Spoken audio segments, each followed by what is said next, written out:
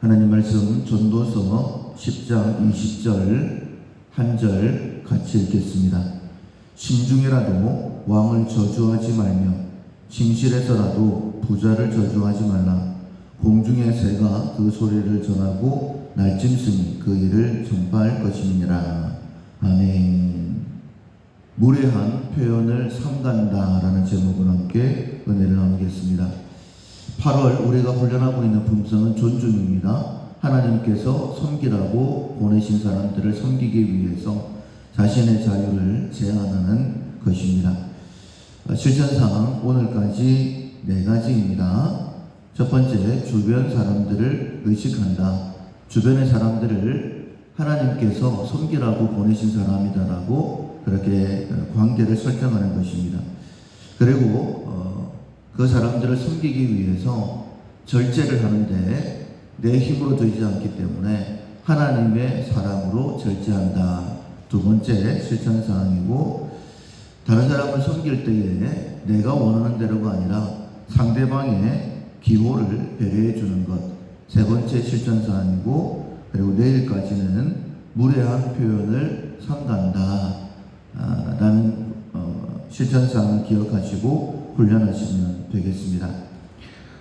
존중의 품성을 위해서 가장 먼저가 주변 사람들을 하나님께서 섬기라고 보내신 사람이다라고 관계 설정하는 것이 첫 번째다라고 말씀을 드렸는데, 예수님을 인정을 했던 강도는 낙원에 들어가게 되었고, 그리고 예수님을 인정하지 않고 무례하게 표현을 했던 한 강도는 음부에 들어가게 되었죠. 두 사람의 삶이 똑같을 수는 없습니다.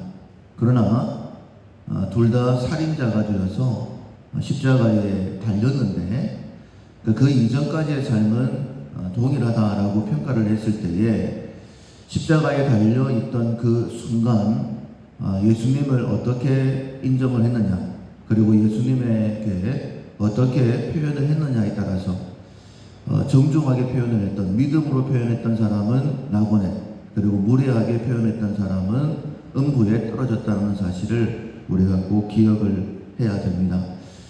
마음으로 믿어 의에 이르고 입으로 시인하여 구원에 이른다라고 말씀하셨죠. 우리의 마음을 잘 지켜야 됩니다. 이 마음에서 생명이 나오기 때문이죠.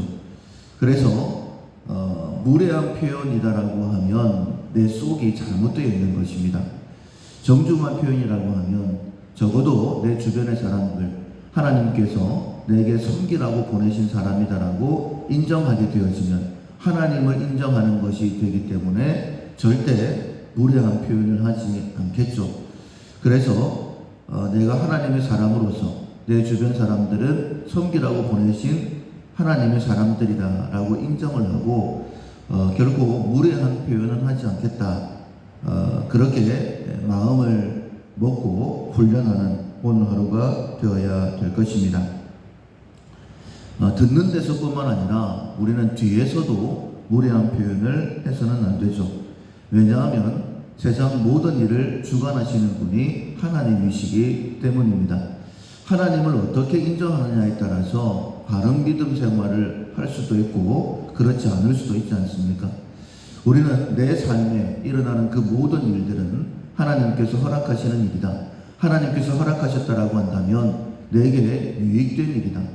지금은 사망의 음침한 골짜기라 할지라도 푸른 초장 잔잔한 물가로 나를 인도하시기 위해서 선한 목자 되신 하나님이, 예수님께서 자신의 생명까지 주시면서 나의 삶을 인도하신다라는 믿음이 우리 가운데 있어야 됩니다.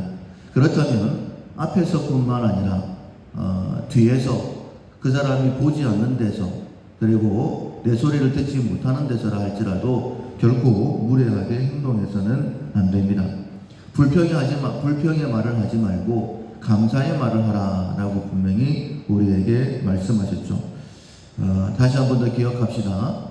우리가 불평하지 않고 감사해야 되는 것은 면전에서뿐만 아니라 뒤에서도, 그 사람이 내 말을 듣지 못하는 데서도 결코 험담하거나 불평하지 말아야 됩니다. 오늘 본문에 보면 신중해라도 라고 이렇게 말씀하고 있죠. 다른 사람들과 잡담하면서 그 정도가 아니라 네 마음속에서라도 왕을 저주하지 말고 침실에서라도 부자를 저주하지 말라. 그 어떤 일이 있다 할지라도 저주는 합당한 것이 않다라고 우리에게 말씀하시는 것이죠. 우리가 보통은 뒤에서는 나라님도 욕한다라는 그런 말을 합니다.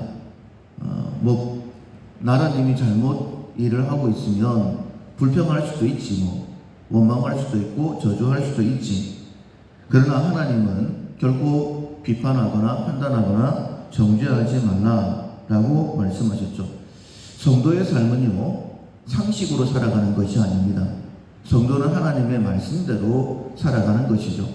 세상 사람들이 뒤에서 나라님을 다 욕한다 할지라도 우리는 욕하면 안 됩니다. 왜냐하면 하나님께서 그들을 위하여 정치하는 사람들을 위해서 기도해줘라 라고 말씀하셨죠.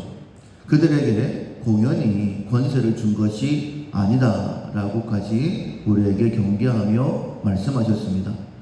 하나님께서 우리를 바른 길로, 우리를 복된 길로 인도하시기 위해서 정치가들을 세우셨고, 때로는 그들의 잘못된 일을 통해서 우리를 징계하시기도 하고 깨닫게 하시기도 하시는 것이죠. 애굽의 바로왕을 세우신 분도 하나님이십니다. 그의 마음을 강팍하게 하시고 이스라엘을 괴롭게 하신 분도 하나님이십니다. 그러나 역사적으로 우리는 알고 있습니다. 애굽의 바로왕이 강팍해져서 10가지 재앙이 내림으로 인하여 이스라엘은 고통을 당하기도 했지만은 하나님이 어떤 분이신가 하는 것을 깨닫게 되었습니다. 애굽의 바로왕 뒤에도 하나님께서 역사하신다라는 믿음을 가지게 되어지면 결코 비판, 판단, 정죄하지 않죠. 그 가운데 하나님의 뜻은 무엇일까? 하나님께서는 기도하라라고 말씀하셨으니 이런 잘못된 부분들 회개하고 돌이키고 나라를 위해서, 백성을 위해서 노력하는 대통령이 되도록, 왕이 되도록 우리는 기도해야 되는 것 아니겠습니까? 특별히 대통령이 선출되고 난 다음에 지금 부정적인 평가가 70%가 넘어섰죠. 많은 사람들이 불평하고 또 비판하고 판단하고 중재할 것입니다. 그때에 물론 잘못된 것은 잘못된 것이다라고 인식은 할 수 있겠죠. 그러나 결코 판단하시면 안 됩니다. 위에서 기도하라라고 말씀을 하시죠. 앞에서뿐만 아니라 뒤에서도, 들리지 않는 데서도 결코 무례하게 행동해서는 안 되는 것입니다. 완벽한 사람이 어디 있겠습니까? 더 많이 잘못한 사람이 있고 조금 덜 잘못한 사람이 있는 것 아니겠습니까? 우리는 하나님께 용납받은 사람들이죠. 우리가 연약할 때에, 죄인이었을 때에, 하나님과 원수가 되었을 때에 우리의 모든 죄는 용납받았고 가리우심을 받았고, 그래서 심지어 우리는 하나님의 자녀가 된 사람들이죠. 우리를 통해서 하나님의 사랑이 어떠한가, 하나님께서 우리를 얼마나 철저하게 인도하시는가 증거해야 될 그런 사명이 우리에게 있죠. 우리가 어떤 말을 하느냐에 따라서 그 말로 의롭다 하심을 받을 수도 있고 그 말로 정죄함을 받는다라고도 말씀을 하셨지 않습니까? 많은 사람들이 불평하고 원망할 때에 결코 무례하게 말하지 않는 우리가 되어야 될 것입니다. 왜냐하면 하나님이 다 듣고 계시기 때문이죠. 에스더에서에 보면 하만이 모르드게가 마음에 들지 않는다고, 모르드게뿐만 아니라 온 유다 사람들을 다 죽이기로 작정을 했죠. 그리고 특별히 모르드게는 장대에 자라 죽이겠다라고 장대를 세워놓고 왕에게 허락을 받으러 갔습니다. 그런데 그 말을 다 하나님이 알고 계셨죠. 그리고 모르드게를 달겠다라고 했던 그 장대 위에 오히려 하만이 달려서 죽게 된 것을 우리는 역사를 통하여 알고 있습니다. 하나님께서는 우리에게 요구하십니다. 그 누구에게라도 면전에 대놓고라도 무례하게 행동하면 안 된다. 뿐만 아니라 뒤에서라도 무례하게 행동하지 마라. 그 사람이 혹 잘못했다 할지라도 비판, 판단, 정죄하지 말라. 로마서 14장에 보면 그를 세우는 것이나 넘어져 있는 것이나 세우는 것이 하나님의 손에 있다라고 그렇게 분명히 말씀하셨습니다.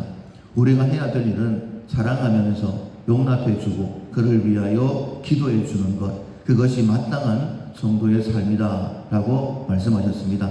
그것이 존중의 사람, 무례하게 행동하지 않는 사람의 한 모습입니다.